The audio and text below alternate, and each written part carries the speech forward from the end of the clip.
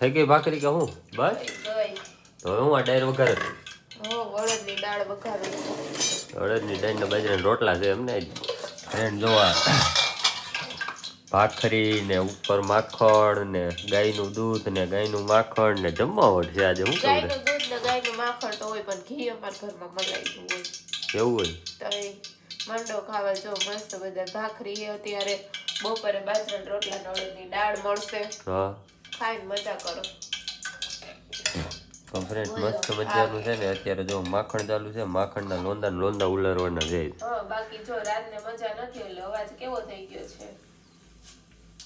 નહીં મને મજા જ છે પણ માખણના લોંદા ઉલારવાના છે આજ તમને મજા જ છે